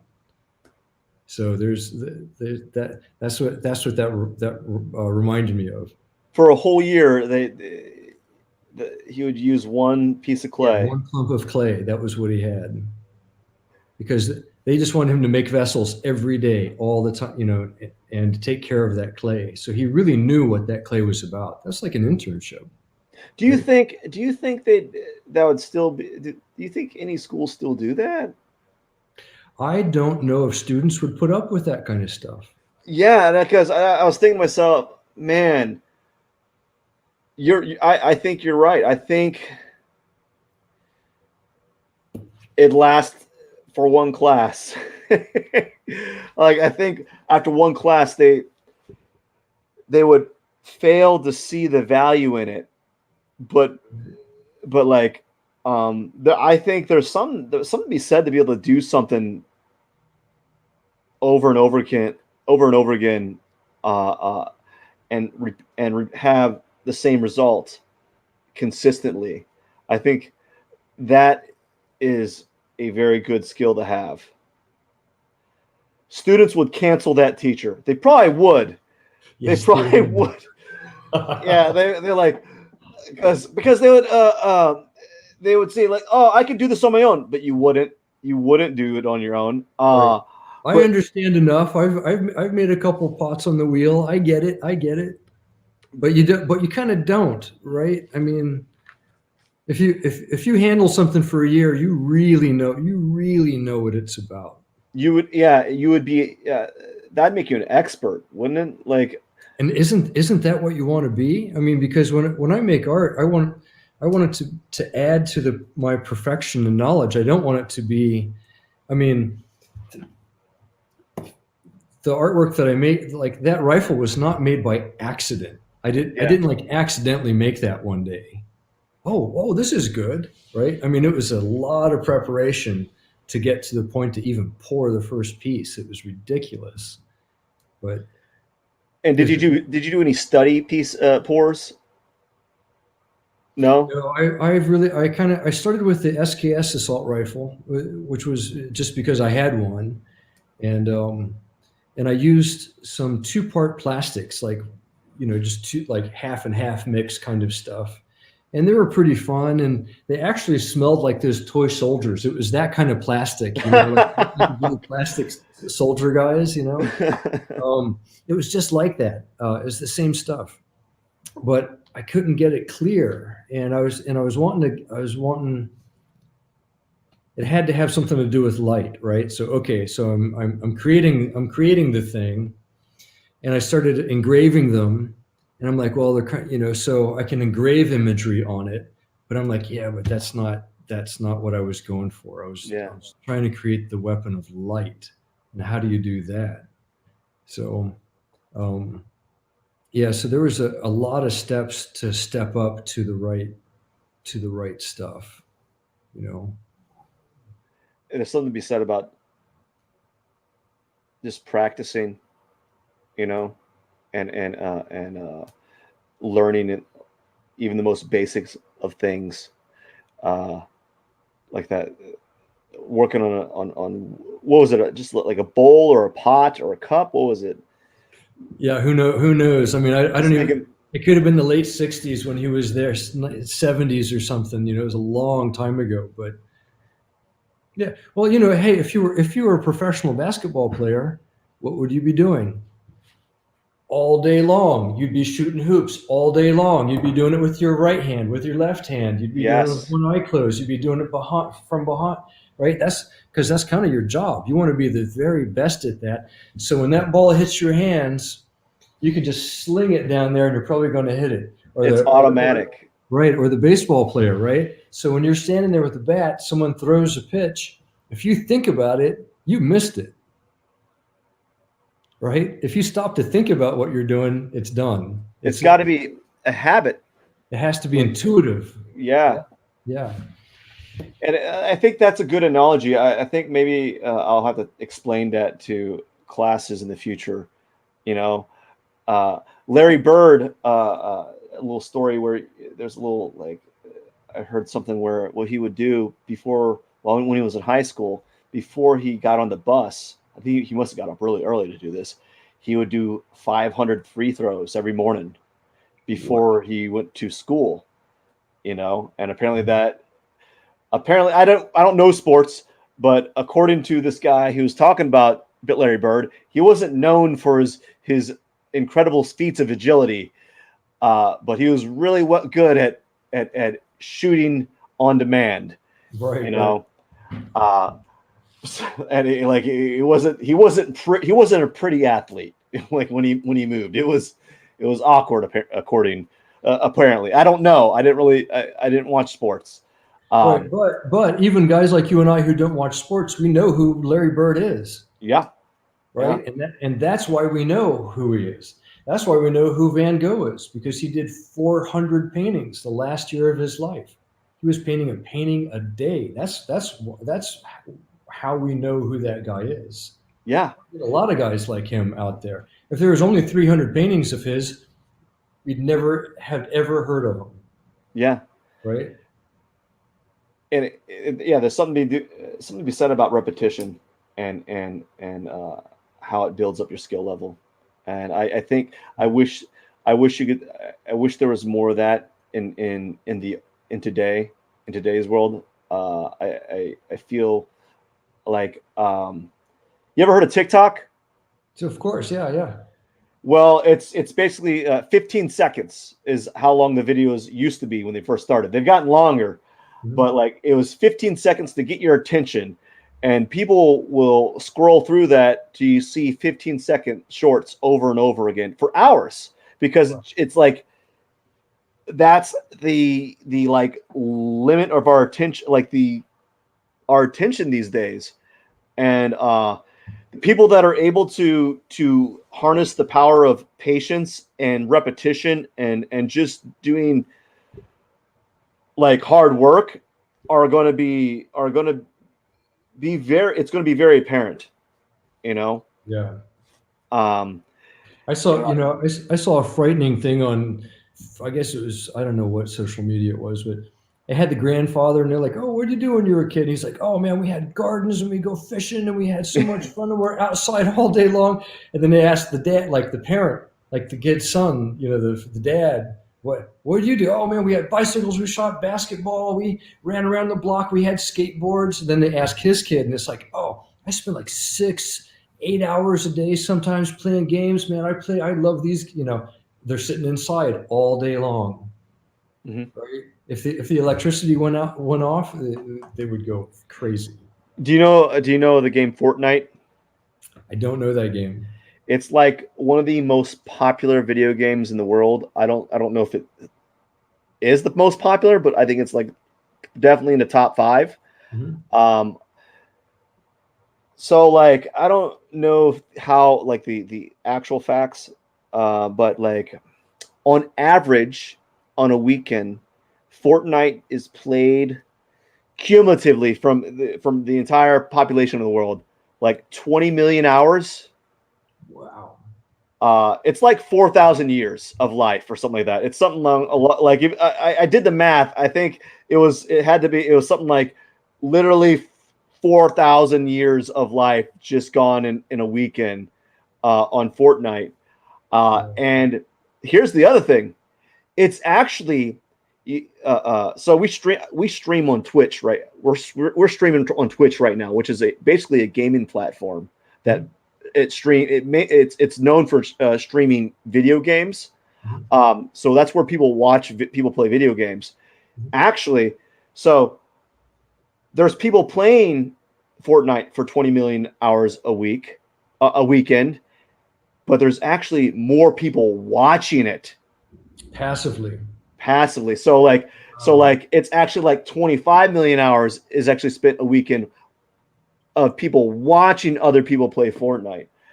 And I think to myself, if if they just if everyone just spent a fraction of that time doing something that they really love or trying to learn a skill or improving themselves in something, they would be, I think, this is my opinion, but I could be wrong. I feel that they'd probably be happier and they'd have something to show for that time.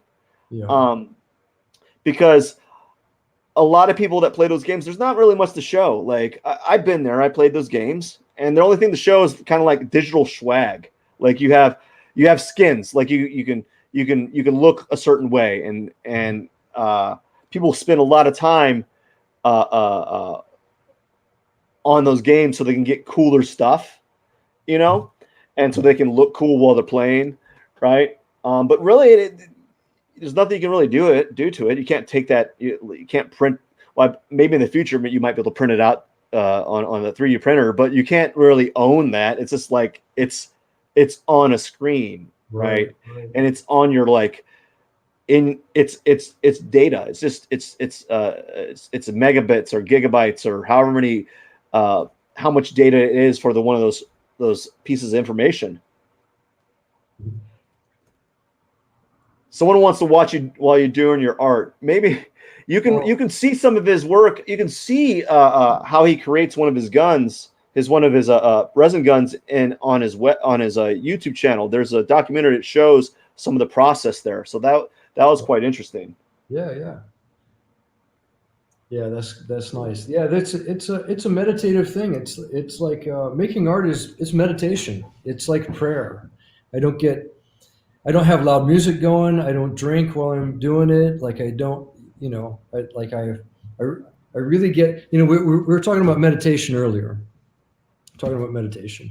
And really think what I do is I don't make really good art until I'm in that meditative state. My brain really has to like kind of start to pace itself. It's not that fun thing. It's not that artist thing that drinking wine and you gotta, uh, Oh yeah. naked model laying on the couch and there's loud music going and you're just painting a mess. It's just not like that, right? So it is like it's like prayer. It's like meditation, and yeah, that's I do. I probably do the same thing a monk does, but I do it with wood and resin. You know. Oh yeah, like it is it's that's another misconception where like you're drinking wine, you might have some classical music on, or you have rock music and you're painting, right? Right. Some people do that. Some people do it in complete silence, and that's weird to the general population. I do that occasionally. Mhm. Um, you know, uh, this reminds me what you just said was, you ever heard of the state of flow? Where Mhm. you're getting that workflow, Yeah, where you're yeah. getting that zone where time kind of goes away. That's when you know you're really doing something. I like that. It, um, when I'm outside of time, I know that I've been present, Yeah. right? Yeah. I haven't been in one of those state of flows for quite a while because it takes me about an hour or more, At least. um, so that like the distractions go away, so Mhm. I don't have all those distractions kind of because it was like the beginning where you're talking about meditation, where you have thoughts kind of pulling you away from things. Um, Sometimes it just takes that long for all those thoughts to kind of just run its course, and you're really focused on the task at hand. And unfortunately, I don't really have that hour past an hour type of time frame. I do what I can do. I have a question. What kind of advice can you give to other artists? Probably the same advice that Mr. Jenkins gave me all those years ago, which was, you find something that you love, do it. You're a painter, paint. If you're a musician, play music. If you're a poet, write poetry. That's what I would say. And don't think about the outcome so much. Just be in the process, and um, yeah, that's really all I can say, because I don't have any answers really, but I know that for me, when I have anxiety about stuff, if I do something, it automatically gets rid of anxiety. Anything, right? So if I'm fidgety and I just start moving, it's good. So if I'm thinking about art, I just start spending time with the materials. Um, some days I'm just cutting stuff or sanding stuff, but I know that it's all in preparation for something good that will happen later. So if you love it, just do it. Do it if you love it. That's the most important thing. Yeah, action is better than inaction. Absolutely. And right action. And when you do something with a certain intent, even if you don't get what you're shooting for, you get something good, right? I mean, if Yeah. you if you really sincerely put the energy and the time and the intent into it, something good will come out of it. Something will come out of it. Philip, do you have any like dream projects that you have in mind? Something you're planning for the future? No, no. Right now, I'm tripping over frames. My dream is to get 50 frames out of here in the next couple of years. Where do you anticipate those pieces going? You know what? It's none of my business. I don't even know. I have friends who are collectors. I have friends who have great galleries. Um, I have people who want the work. I have people who don't understand the work. I mean, I don't know. My job is to make as much work as I can, and that's really all I'm concerned about. It's like the weapons of light thing. People say, "Oh, well, what about heaven and hell? And what are Islam and Christianity, da da da da da, and the prophet and da da da?" And I'm like, none of that. I don't care about any of that stuff. I care about relieving suffering and about being a better person. That's my business, right? So I just try to take care of the things that I can take care of, and if I can take care of them, then that's what I do. So always something interesting happen. I mean, my life is extraordinary, and I'm so glad I didn't get everything that I wanted. Because I'd have so much more trouble if I got everything that I thought that I needed and wanted. Right? I have exactly what I need. Um, and maybe something good will come out of it later, because there'll certainly be enough work around that you could do anything with it. And I'm always up to collaborate with people. When young Letitia Hahn wrote to me and said, "I want to do a peace project with you. I'm going to write a piano concerto." I was all guns. Oh my God. I was You're just all puns about guns, it. guns and guns. So, but I mean, I really enjoy enthusiasm, and I love to collaborate with all kinds of people. I'd be up for any kind of collaboration. So I'm just always open and ready to do new things.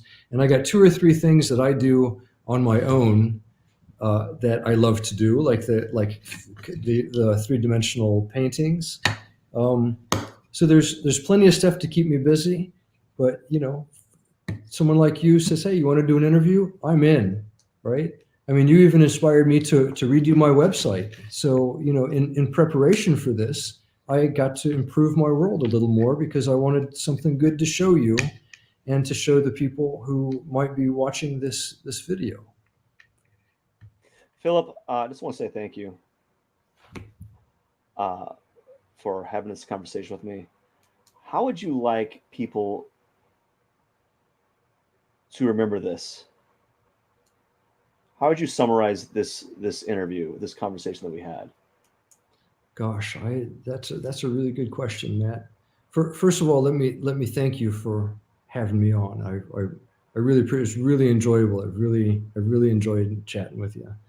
Um, I would like for people to know, and this is a little esoteric. It's a little outside of art, but if it's in that there are always more solutions than there are problems. There's always more answers than there are problems.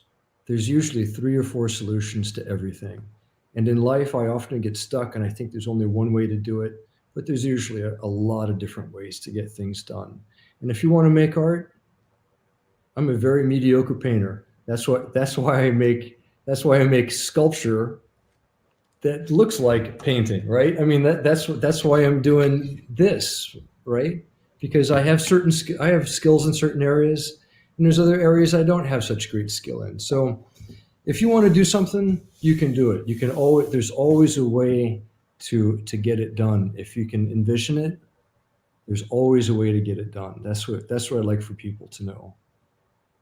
Whether it's with themselves or their artwork or a business or whatever, there's always more answers than you think there are. That's probably what I'd like for people to get. Thank you, Philip. Where can people find you? Where can they get in contact with you online? You can go to philiplawsonart.com. I'm working with my friend Honor, who was on here. He says he wants to watch me make some art.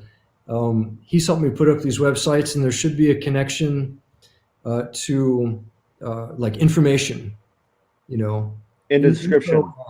So you can go to Google me, Philip Lawson Art. You can Google the Weapons of Light. You can look me up on Facebook. Worst comes to worst, I got a Gmail account, philiplawsonart@gmail.com. So if you can remember my name, you can always find a way to contact me or drop me a line. By the way, for those that are watching on YouTube, many of those links to Philip Lawson's work is in the description section of YouTube. So you can find out where you can get a hold of him there if you are having any doubt of where to find him. Mm-hmm.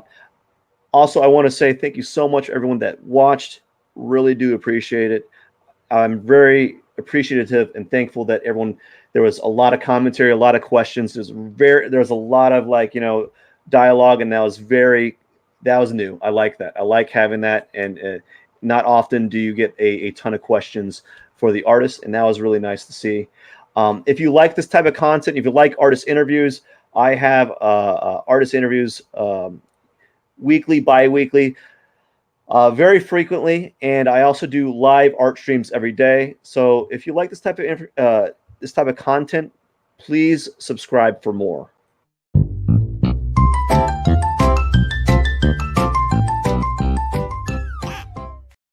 I just had to use that. Anyways, thank you so much, Philip. Thank you so much, everyone. Have a wonderful day, Philip. And everyone else, cheers. Thank you so much.